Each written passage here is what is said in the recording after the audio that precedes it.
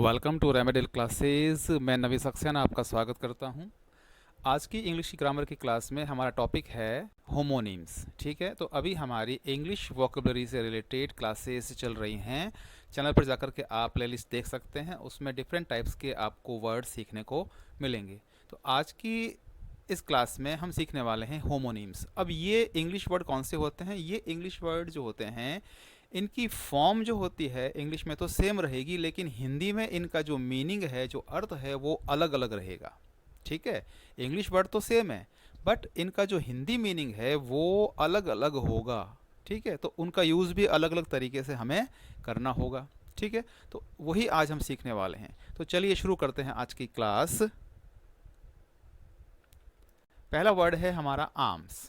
ठीक है, तो ये आर्म्स जो है इंग्लिश वर्ड, अब इसके हिंदी में कई अर्थ हो सकते हैं। जैसे इसको हम बाह या भुजा, ठीक है, जो हमारा बॉडी पार्ट है वो, और अस्त्र शस्त्र यानी हथियार।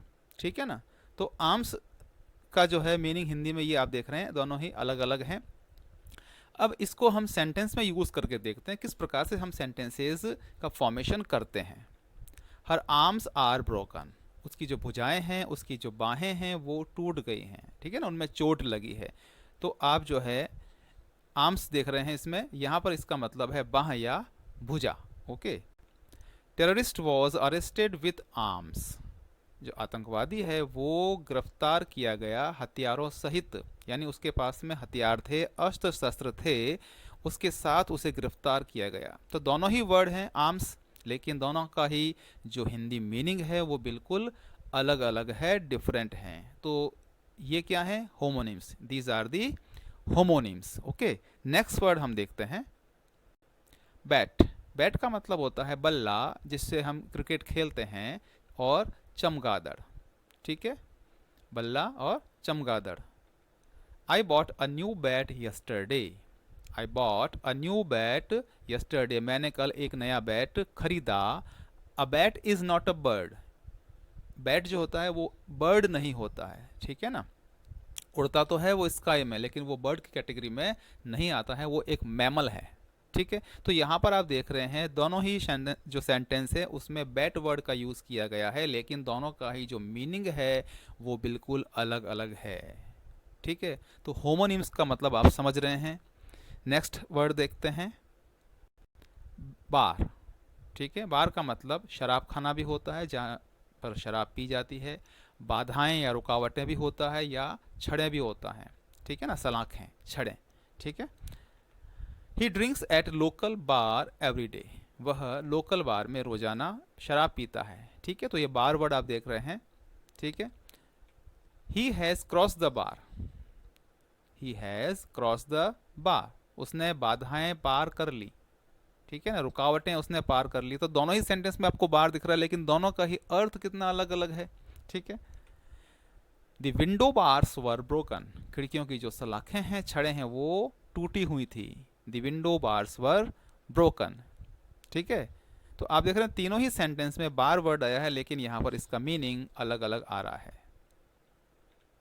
बेस। बेस का मतलब होता है नीच या आधार, जिसको नींव भी कहते हैं, और क्षार। ठीक है। He is mean and base, वो क्या है? नीच है, वह नीच व्यक्ति है। Mean and base. The base of house is too week.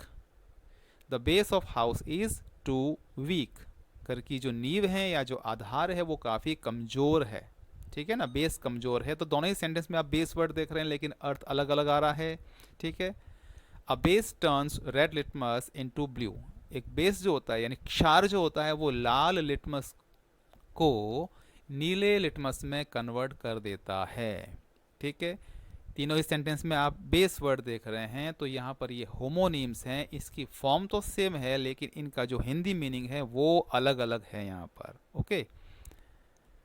Bear यानी भालू, या फिर सहना। ठीक है ना, या धारण करना, या जन्म देना भी हो सकता है। ठीक है, bear. A bear is a wild animal, एक भालू जो होता है वो एक जंगली जानवर होता है। A bear is a wild animal. I can't bear this loss, मैं इस हानि को सहन नहीं कर सकता। I can't bear this loss, मैं इस हानि को सहन नहीं कर सकता। दोनों ही सेंटेंस में बेयर का जो है यूज हुआ है। This plant bears red flowers. इस प्लांट पर रेड फ्लावर्स उगते हैं, लाल फूल उगते हैं। ठीक है। कैन, कैन का मतलब डिब्बा या फिर सकना। ठीक है। This is a milk can, milk can है ना, ये क्या है, दूध का डिब्बा है, milk can. I can do this, मैं यह कर सकता हूँ। तो कैन यहाँ पर as a modal verb use में हुआ है। ठीक है। अगर आपने मॉडल वर्ब की क्लासेस नहीं देखी हैं तो चैनल पर जाइए और ज़रूर वो क्लासेस अटेंड कीजिए। कैट, कैट यानी बिल्ली या कोड़ा, चाबुक होता है। ठीक है। ही लव्स हिज कैट, वह अपनी बिल्ली को प्यार करता है। He loves his cat. He was whipped with the cat, उसे जो है चाबुक से पीटा गया, चाबुक से मारा गया। ठीक है ना, कोड़ों से मारा गया। He was whipped with the cat. Okay. Close, close का मतलब है नज़दीकी या बंद करना। ठीक है। He is my close friend, वो मेरा काफ़ी नज़दीकी मित्र है, घनिष्ठ मित्र है, घनिष्ठ भी हो सकता है इसका मीनिंग। ठीक है। प्लीज़ क्लोज द डोर, कृपया दरवाज़ा बंद करें। ठीक है। दोनों ही अर्थ बिल्कुल अलग अलग आ रहे हैं। ठीक है। तो इस प्रकार के वीडियोस देखने के लिए आप चैनल को सब्सक्राइब करें, और आपको ये वीडियोस पसंद आ रहे हैं तो प्लीज़ उसको लाइक करें, शेयर करें और ज़रूर ज़रूर सब्सक्राइब करें remedial classes bye Naveen Saxena. Thank you very much.